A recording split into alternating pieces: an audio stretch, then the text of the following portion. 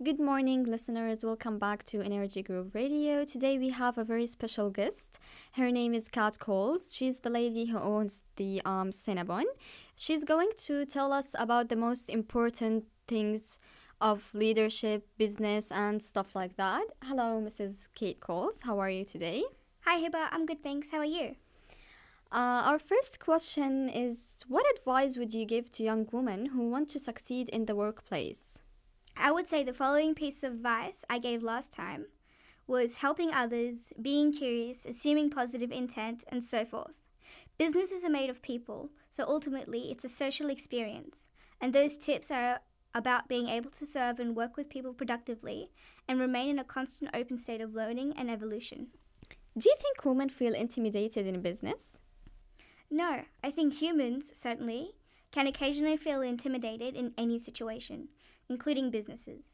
But I think many men, although not all, do a better job of ignoring that initial intimidation and pushing through. Some women, not all, listen to that little voice and pull back too much. I'm inspired by the confident young women I get to meet when I do work with colleagues in local communities. They don't seem to be any more intimidated than their male peers. I hope that confidence continues as they grow up. Yeah. And how did you get where you are today? And who or what helped you along the way?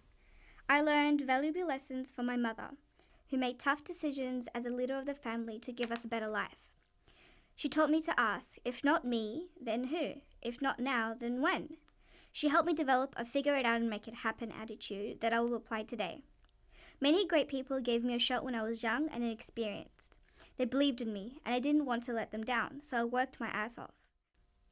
I have always followed my own advice that I gave above. Be curious, be a constant student of my surroundings, seek perspective from others, be kind, and work hard to drive results and build relationships. The other thing that helped is volunteering my time for non-profit groups for well over a decade.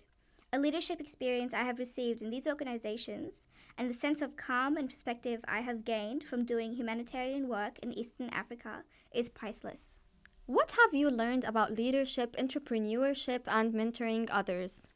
I've learned that the combination of curiosity, resilience, and purpose-filled passion is almost an unstoppable formula. Leadership is about the team, the culture they keep and embrace. It's about empathy for your customers, clients, employees, and the communities where you do business. It's about doing the right thing for the right reasons, being confident enough to take risks, and responsible enough to think of those who your decisions and risks may affect. It's about setting the tone, the example of the culture, being strong and open when things get tough, and questioning success and challenging the team when things are good.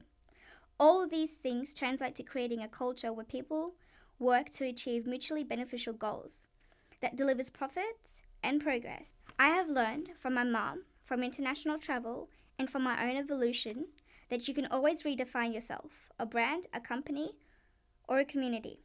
It may not be easy, but you should never forget your roots and where you came from. But as my mom always said, you don't have to let it solely define you.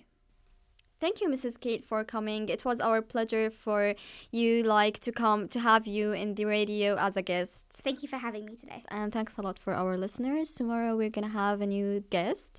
Same time. Stay tuned.